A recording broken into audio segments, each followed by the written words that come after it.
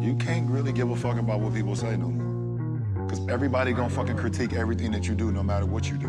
That shit will creep into your mind, no matter if you believe it or not. It's wasted energy. Yeah, it's wasted energy. What up, world?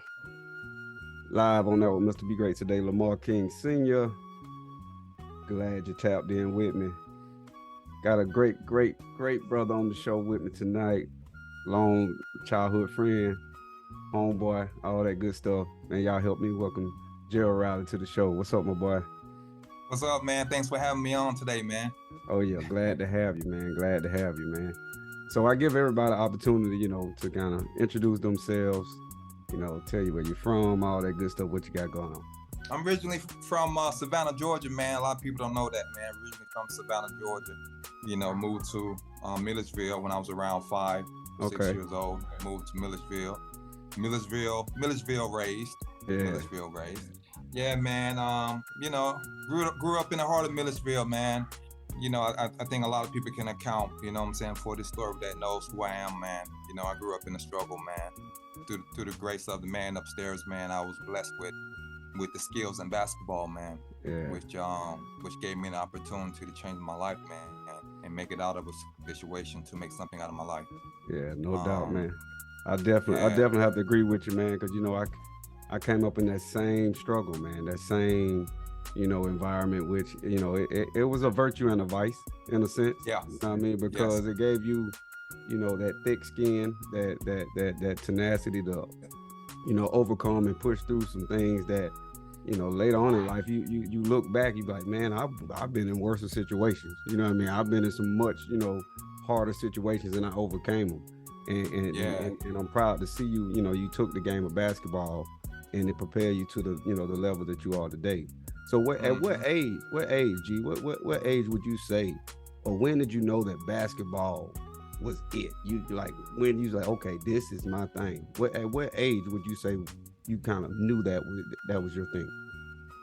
Man, I mean, that's a good one. I'll say probably around 11 to 12. I'll say, going around 12, because when I was 11 years old, man, I was mixed up in a lot of things, a lot of negative things, man.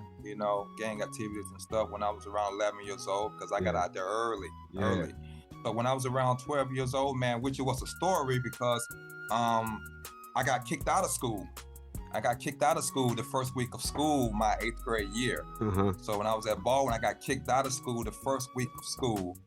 They kicked me out and they said I couldn't come back because I was such a menace the year before when I was in year 7. So when I was in year 8, they kicked me out and I didn't have a school to go to. Wow. I had nowhere to go. So I was out of school for like 3 weeks, just roaming around the neighborhood, trying to figure out what I was gonna do with my life. My mom was trying to figure out what school she was gonna put me in. Nobody knew. Yeah. And then one day I was, one day I got up early, man. I went down to Georgia College in Milledgeville, and I was sitting in the auditorium where they have a big screen TV, and we had a little ass TV at my crib at the time. So we really didn't have any channels. So when I went there, man, I was like, wow, man, they got a big TV, color TV. I was like, man, this is nice. Yeah. So I was doing that for like 3 weeks, man, and then I just happened to go down the street, man. There was this gym. There was these kids in the gym hooping, man. And the next thing I know, man, it was the high school basketball team. Wow. You know what I'm saying? And at this point, I wasn't hooping. You know what I'm saying? I was in 8th grade, just transitioning. So at this point, I wasn't hooping. And then, this coach had called me over and asked me to come into the gym, man. He asked me if I wanted to be the water boy, because I had been doing this for 3 weeks, just going to the gym and peeping behind the door and shit. So the coach saw me. Yeah. And that coach was James Lunsford, who saw me. Yeah. You know what I'm saying? So James Lunsford had called me in, man. And then he asked me if I wanted to be the water boy. I remember Kente Kelsey was there too, and a couple of the other boys were there. Yeah. You know what I'm saying? So I started to be the water boy, and I started hooping with them and shit, man, and peeping them out. And then that same year, I think I was 12 at the time, my 8th grade year, Coach Lunsford and my mom got me into body. That's when I started going to body. So that's when I transitioned from Baldwin to body. I was in the 8th grade. Yeah. So when I went to body, Coach Lunsford got me into this AAU team, got me on this AAU team, man, the Atlanta Celtics. So I was 12 years old at the time. 12 years old, I just got kicked out of school. My mom and Coach Lunsford, they figured some things out, got me into body. Coach Longford got me on the AAU team. I started going to Atlanta on Fridays. So every weekend I was leaving to go to Atlanta on Fridays to hoop with the Atlanta Celtics, man. And the next thing you know, we won the national championship, man. We went 50-0. Wow. 50-0. Now here I go from going from game banging and getting kicked out of school at 11 years old to playing on the national championship team for the Atlanta Celtics, going 50-0. A lot of people don't know the story. Yeah. You know? That's crazy, man. That's crazy. And I remember those years, you know what I mean? Those, yeah. You know, those early 90s, you know, Milledgeville was taken by storm with gang violence, you know, drug activity, gun activity. Like, it was a lot going on. And, you know, coming from a small town, oftentimes people, oh, you from where? What that is? You know, like, y'all got one red light, and trust me, like I tell people, it is small, but it was a lot going on back in those early 90s. And I didn't know the full details of your you know, when I just remember you kind of came out of nowhere on the basketball scene, and it was like, of course, you know, we go back, you know, knee high to a duck, as the old folk would say.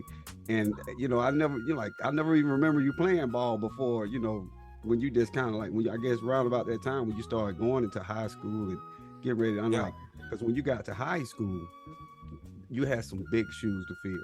Like, you come behind, you know, some awesome players. You know, you had them Kelsey boys, you had Darryl, Kente, you had Big Scales, you know what I mean? You had Todd Smith, Coon, you had a plethora of talent around that. So, you know, how did that play in your growth into the basketball, you know, your basketball era? How did that play in the growth of coming behind so many great players? You know, man, I think for me, I got a head start because, you know, at the time I was hanging around one of the greats at the time, Kente Kelsey. Yeah. So me and him. So actually, I was living like down the street from him before we actually met in the gym that day when Coach called me in and asked me to be a water boy. Me and Kente was actually living down the street from each other, and then we just didn't know it at the time. Yeah. So once we figured out that, you know what I'm saying, I was living down the street from him, then I started hanging out with him. Now, at the time, I'm in the 8th grade at the time, going to Body, and he's a senior in high school. Yeah. So, you know, I started hanging around them, going to their practice, seeing how they was moving, how they was playing. So that kind of gave me an early start and prepared me for high school by the time I got there, because I knew what the game was and I knew what the expectation was from being around Kente all the time. Yeah. So that prepared me. Yeah, man. Then you come into the high school, man, and I tell you, man, and I remember watching you on the playground. I remember watching you over there in Body Projects. Yes. Man, you know, you had they you know, we call you G Wilder, G Riley. You know, you were that guy. You know what I mean? And I'm telling you, people, you put it up there in the LG going to get it. You know, he was that guy. He was that dude. You know what I mean?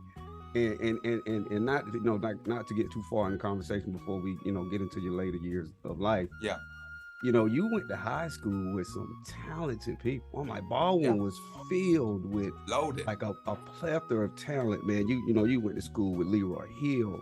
You know, you went to school, you know, people like Tasha Butts, Marquita Dixon, man. Like, you had a plethora of, you know, of players surrounded you, you know, in the essence. So, like, as you journeyed in life and as you know, you went to the next level, who would you say had that talent that you could see playing on that next level where you've, you know, gone on into your life? Who would you say, what was some of that standout person that you would say, man, they could have made it to the next, you could see them competing on that next level? Because Baldwin was stacked. Like, we come from a rich history of basketball, you know what I mean, great football players.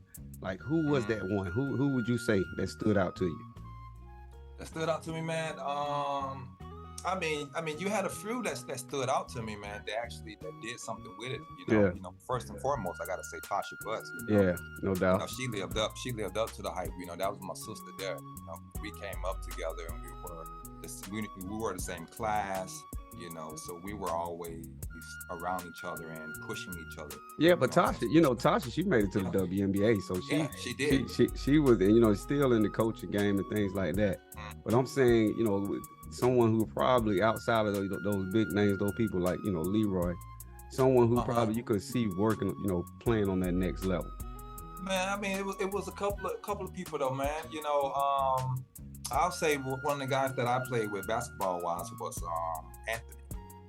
He was a few years ahead of me, or maybe like 3 years ahead of me. And Austin. Yeah, and Austin. Yeah. And Austin was that deal. And Austin had huge hands, and he would bang it on you. You know what I'm saying? He was just nice with it, man. Anthony Austin, man, and Reginald, man, those boys were good, man. Those boys could have definitely made it to the next level, man. They were so good. And they was a few years ahead of me, so, you know, I definitely looked up to them, you know what I'm saying, as far as like where I could take my game compared to where their game were. Yeah. So them boys pushed me, man, for sure.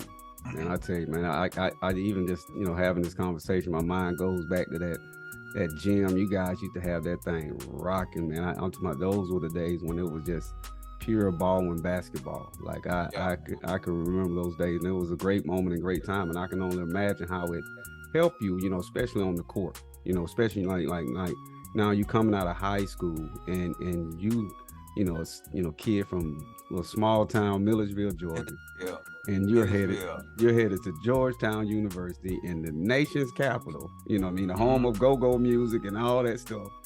What was it like arriving on Georgetown University as an 18-year-old kid, you know? I'm gonna keep it 100 with you, man. I was lost. Man, I arrived on campus with one bag. Everybody else arrived on campus with mama, the grandmama, the great aunts, the cousin. Here I go pulling up with a bag. No sheets, no covers, no nothing. Ready. Never probably your gym shorts and your gym shoes. That's all. Ready. That's it. Nothing else. But yeah, man, I learned fast though. I learned fast. Yeah, I had to. You know what I'm saying? I had to step my game up, man, and learn how to be on my own. You know what I'm saying? And maneuver and, you know, be a little bit more social and get to know people, get to understand people. Yeah. You know, so it was hard, man, at first, because I'll be honest with you, Milledgeville didn't prepare me for that. Baldwin didn't prepare me for that academically. They didn't prepare me for a school like Georgetown. Yeah. You know, because Georgetown was such a prestigious school in DC. Yeah. So, but yeah, man, it was I'll say it was an eye opener for me. Yeah. You know what I'm saying? But I enjoyed it. I definitely can get it, man, because I recall, you know, moving to a new city, you know, myself, you know, moving just Raleigh, North Carolina. It was like almost like a culture shock for me. You know what I mean? Being from a small town where you're kind of protected and covered, where you only, you know, see so much or know so much. And when you get out into the world and you start seeing new things, it's a big difference. And I know go-go music is a big. Did you ever get into the go-go music when you was up there, man? And go-go music was all around me. Everywhere I went, it was go-go music. You had no choice but to get into it. Yeah. It was everywhere. You still got it on your playlist today? You still? Man, I still got a little go-go in me. Yeah, man, that ain't going nowhere. I got you, man. So, you know, another interesting fact I found out as I was, you know, preparing for this interview today, you know, and you come onto Georgetown campus, you know, and you know, of course, ended up playing 4 years there. You started every game of your career in Georgetown. Yep. Man, a lot of people don't know that. Exactly. Don't know that. I'm talking about every game that you every single game. Every time from the time you stepped on campus, for true freshman, all the way up to your senior year, you started every game. How did you hold down your position at such a prestige, you know, college or a prestige university where it's almost like a basketball mecca in DC? How did you hold down your starting position every game for 4 consecutive years? Man, blood, sweat, and tears, man. Blood, sweat, and tears. Every summer they had a player coming in for my position. Every single summer I had to battle the best player coming from another high school. Yeah. Or coming from another junior college. I had to battle for my position every summer. Yeah. So, you know, for me it was do or die, man, because I knew where I had came from. and I knew I didn't want to go back to those surroundings and those situations. So for me, man, each day, man, I took it as if it was my last day, man, to be honest with you. Because we're talking about some amazing players coming into Georgetown, ready to start, ready to play, and giving it a 100, if not more percent effort as well, that I had to compete against to hold down that position for 4 years. That's 4 years straight. That's an amazing feat, man, because, playing with, talking about the talent you even around on your team every day. The Sweetney, Michael Sweetney, Braswell. I remember those guys. Jeff Green. Like you came around some guys that really, dogs. They bought their life. Some dogs. Yes. Like for real, man. So you did great at Georgetown again, starting all your games you ever played at Georgetown. You have made a big impact on the Big East as a player yourself. Was there any interest, from the NBA, after your 4 years at Georgetown? Yeah, man, I got my senior year, I remember I got a phone call from Philadelphia 76ers. And at the time, AI was on the team at the time. Allen Iverson was on the team. And Philly wanted to draft me probably late first round. Philadelphia 76ers. Yeah. But yeah, I had a few interests, man. And I was on the NBA draft chart as well. And that you can pull up as well. So I was on the draft board, and I spoke to Philly, I spoke to the Wizards, Washington Wizards as well. So I spoke to a few NBA teams, man, my senior year. Good. So, but the NBA doesn't have like an NFL combine type thing for like. Do they have that? Is there such a thing like an NBA combine, quote unquote? They do. They bring players in, they work them out. They bring them in privately behind the doors and So it's a one-on. It's more of one-on-one basis. It's not like we're going to invite the top 500 players in the country and we're just going to work them all out. Like I would say like the NBA combine. So more of it's like a one-on-one type. Yeah, thing. they have that. They have the one-on-one ball. So they have like. They have like camps and stuff where they bring in players that they know that's going to get drafted as well. So they do have that where they bring in players to a camp and then they have games and stuff as well. These players have games. So they have something similar to the combine as well. But also they do have the private workouts where teams bring in players. Gotcha. Okay. So you're at the end of your Georgetown career. There's no NBA. The NBA, you're not fortunate enough to get drafted in the NBA.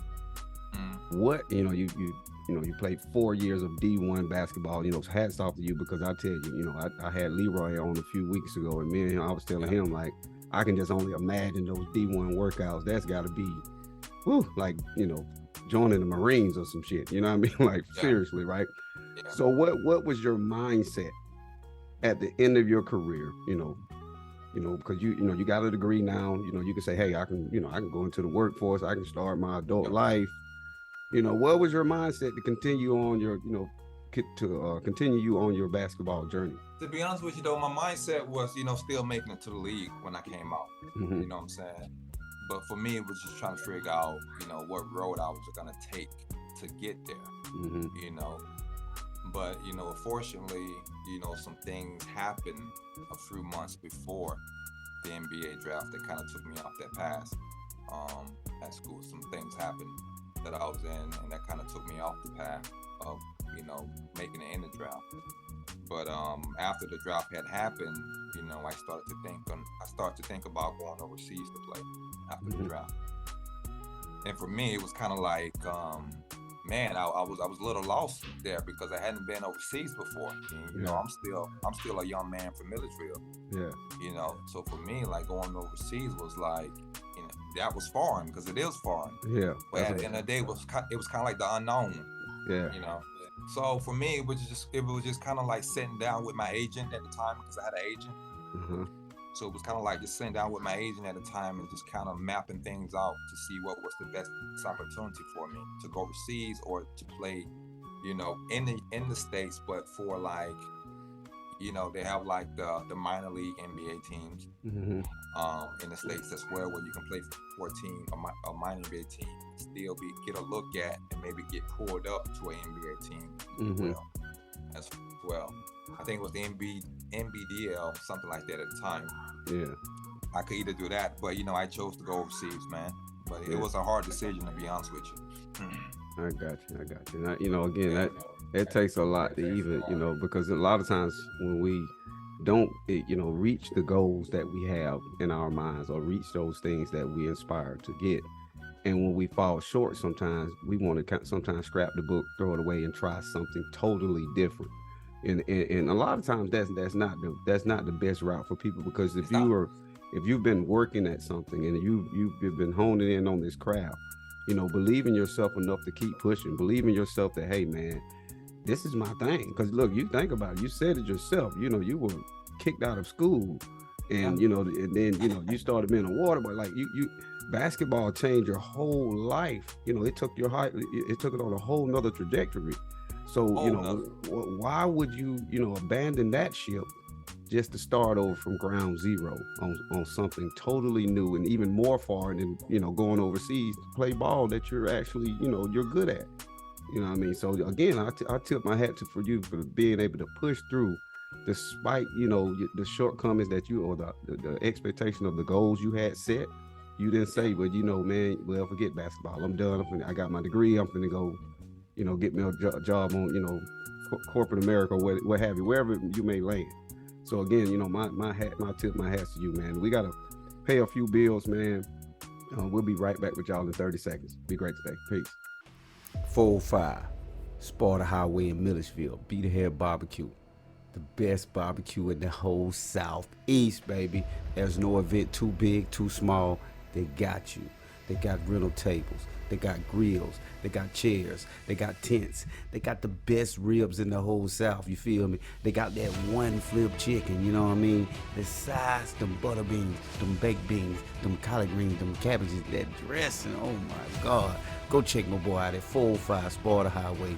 Call him up, 478-251-5300. Be great today. Peace. All right, we back live on that with Mr. Be Great today, Lamar King Sr.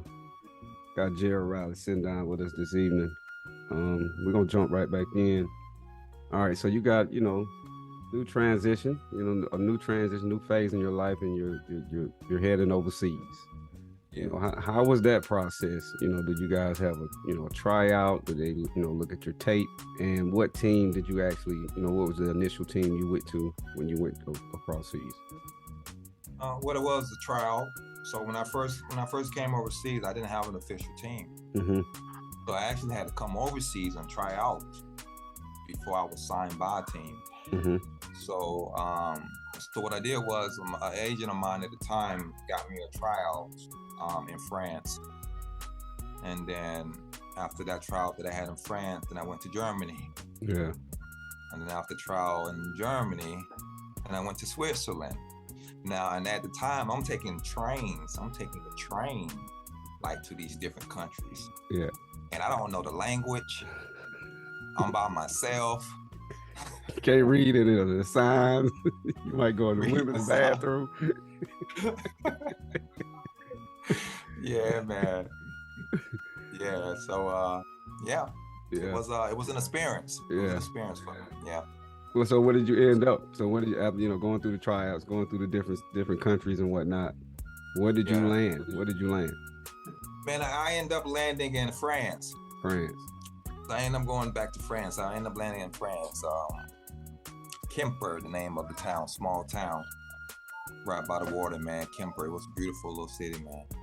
Quimper.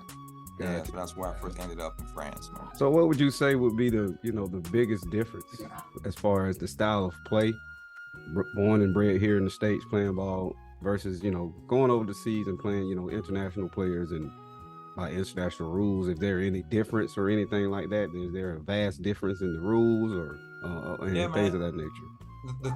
One of the things that I noticed the most was that the pace is a lot slower. And the way of living is slower too. You know what I'm saying? Because like at like 3 or at like 3 in the afternoon, 2 in the afternoon, everything closes down. Shops, everything closes because they take their breaks. Everything just shut down. You know what I'm saying? Then it opens back up at like 8 o'clock at night. So the pace, not just the game, but the way of living was a lot slower and a lot, subtle. Yeah. And that's how the game was too. It was more about like moving the ball, everyone touching it, team play. It wasn't about just one player. Because the thing about in the States, if you got a star player, you want to make sure you get that star player the ball. Yeah. And let's go. The thing about overseas, it was like everyone needs to touch the ball. Everybody's equal in a sense. Yeah. But when it comes to crunch time, when the game is on the line, they want that American to have the ball. And you got to produce. You know what I'm saying? Because if you don't produce, then they'll send you home the next day. Wow. That's got to be that's got to be kind of strange, especially you saying everything is shutting down at 2 o'clock, and then you're like, dang, what am I to do between? Because of course we used to being able to, especially from 2 to 8. That's like prime time in the States. Like, that's like exactly. That's like the meat of the day. You taking that out, and that just shows the toughness, because you got to be able to transition. You got to, and even me coming from a vast sales background in the last 10, 15 years, the same thing I tell my team, like, man, you got to be a chameleon out here. You got to be able to adjust on the fly. You can't be slow at your pace when you're talking about changing and adjusting to your environment. And that's got to be something crazy, like 2 o'clock, 8 o'clock. That's something new. That would be definitely something new to me. True. For sure. What were some of the notable international players that you play with or and or against that some of the listeners may know by name? By name, some of the international players, man. I think I played against a guy by Gerald, Jeremy Gerald. He's a Swedish kid, man. He played for out in the Bay Area. You know what I'm saying? Played with Golden State State Warriors. Yeah, the last couple of years. I think he played with them maybe 2 years ago. Played him for like 3 seasons. He's a Swedish kid. Really good guy, man. When I played against him, he was a young kid over here, man. Just getting wet behind his ears. He was a bench player, just learning the game. And then, he had his father went to Syracuse University, and I think his father became an agent or something, or was working with an agent company.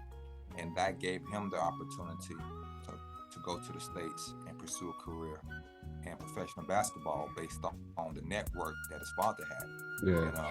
So at the end of the day, it's a little bit about luck, and it's a little bit about the networking of who you know as well. So I go with Gerald, the Swedish kid, man. Really good guy. Gotcha, man. He's one that some people would know. You're right. I say it often. I tell my listeners often that, sometimes it's not what you know, it's who you know. That's why the people around you are very important. Going overseas, man, I can only imagine, the places you've been, all the different corners of the world you've been around playing this game of basketball.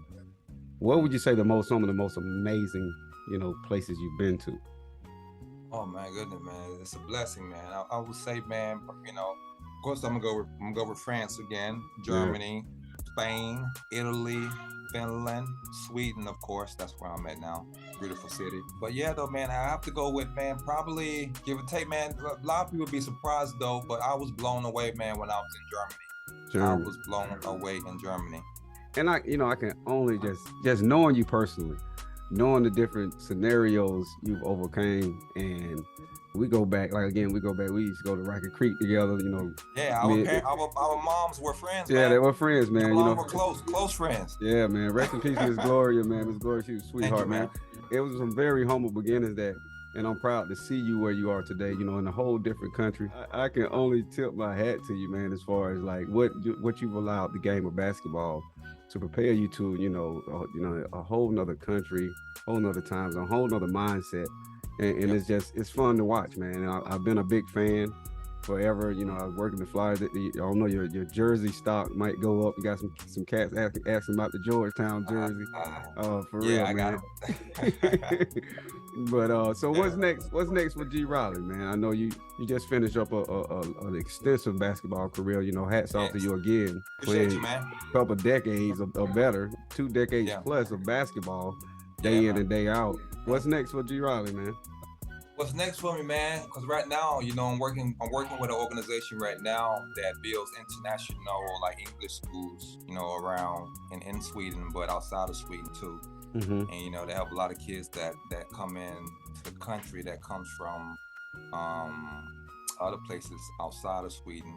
They come from countries that might not be doing so well, countries that might be at war and stuff like that. So you have a lot of kids who come here and they're able to take part in a diverse school and be implemented into society by learning the English language, but also it helps them to adapt to the society that we have here in Sweden as well. So for me, it's kind of like giving back.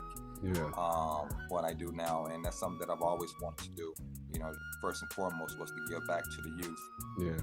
Because when I was growing up, that's what I would want someone to do for me when I was growing up as well. So I'm able to do that right now, man. And like I said, like, you know, I'm in between talking to 2 or 3 teams right now, man, to get on the board so I can, you know, start preparing for, you know, running the scenes, you know, running a club behind the scenes, man, player operation where I'm able to make some moves behind the scenes. So right now, you know, I'm looking to join a club right now. It depends on which club that I think will fit me and, you know, what I'm looking to do as well. But also, man, I'm in discussion, man, about, you know, opening up some, you know, some restaurants and doing some event planning here in Sweden, Stockholm, Sweden, man. I'm trying to change the game over here in Sweden, man. So right now I'm in discussion with a partner of mine about opening up some restaurants and some clubs over here in Sweden, Stockholm, Sweden.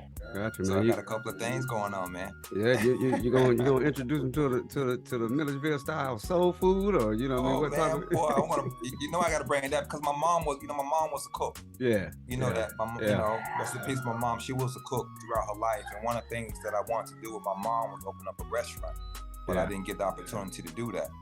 You know. So every day I wake up, I still have that in the back of my mind. I have someone talking to me, okay, you know, it's time to, you know, we want to open up a restaurant. We want to open up, you know, some type of venue where people can come and enjoy themselves and have a good time, you know, the Southern way. Yeah, no doubt, man. I tell you, man, it's amazing, man, just to, you know, just to see you, you know, just transition through life. And make, and you know what I mean? And that's, I think, you know, you even think about, and I like to use a lot of different analogies when you're driving a manual transmission car. Like, you got to be able to transition through those gears smoothly, because you already know that sound like that when you don't come out the clutch, you know, propping up, you're not giving enough gas. Like, you don't have that perfect balance in life, and it's hard for you to, you know, switch gears. So that's why it takes some people longer, or some people just get it as good. But like, you got to be able to, you know, transition life when time comes, because it's coming. And when those phases of life come, you got to be able to adjust and readjust and keep moving seamlessly, like you just, you know, like a well-oiled machine. And again, man, hats off to you. And it says a lot about you as a person, you know, not only as a basketball player, you know, as a father, a husband, and all that good stuff, but as a person, how you were able to, you know, handle adversity, handle good, you know, good things as well as the bad things, and continue to push through and continue to, you know, level up in life. And I'm telling you, G, man, I'm so proud of you. I'm glad to call you my brother. You know what I mean? And you continue to do what you're already doing. Loyal people, man, people who I always had good conversations with whenever you cross my path. We always chop it up, man. Oh yeah. You know what I'm saying? So, you know, people like you, man, you know, like, you know, I want you to do well, man. You know what I'm saying? And likewise, like brother. I said again, man, I have you in my prayers, and good things gonna happen to you, man, because you're a good people. You know? So, you know, before we get up out of here, man, is there any like advice or some words of encouragement you would give to anyone, not, you know, just, you know, people who are playing basketball, you know, the youth, you know, anyone out here in this world that can kind of take a page out of your book and transition and level up in life continuously? Well, one of the things that, you know, I say to my youth, man, whenever I'm talking to them is don't let the game use you. You use the game to be a better version of yourself. Yeah. So that's what I always tell the youth. Don't let the game use you till it can't use you anymore. You use it to your advantage to be the best version of yourself. And if you do that, if you have that mindset, man, you can prepare yourself for the future once the game is gone. Yeah. So that's my message, man. Give it 100% effort, man. Those some great words, man, because a lot of times we use, you know, the whatever vehicle we in, you know what I mean, whatever space or field we in, sometimes we let that space use us. We let our careers, we let our jobs, we let, you know, situations and things and whatnot kind of use us. But those are some great words for you to use it, your situation, your career, your, you know, whatever it is that you're doing in life, you use it to make you a better person, man. I'm writing that down. Let me put that in my journal, man. I'm keeping that one. Might have to, if you ain't got that one copyrighted yet, then I might have to take that one from you, brother. You got me, man. You family, man. You got no doubt, man. But definitely, man, you coming back to the States anytime soon, or are you going? Is Sweden home now? And you know, right now, Sweden home. I got a beautiful son, beautiful, amazing little son, man, over here, man. You know, he's gonna be the next big thing, man. I gotta get him right. Yeah. But man, this is home for me, man. Everything about it is home. I'm established. I got my Swedish passport, so I'm good, man. Dual citizenship. I can't complain. I got everything, man. Oh man. It's a blessing, man. That's right. G. Riley from Sweden. You know what I mean? Yeah, man. Yeah, man. It's been great, man.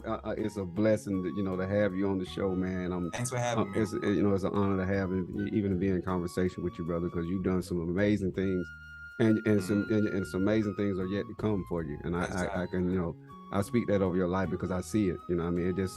It's all over your face, bro. It's rubbing all off on you. I can hear it coming through the mic. So you continue grinding, man. Continue shining, man. Appreciate you.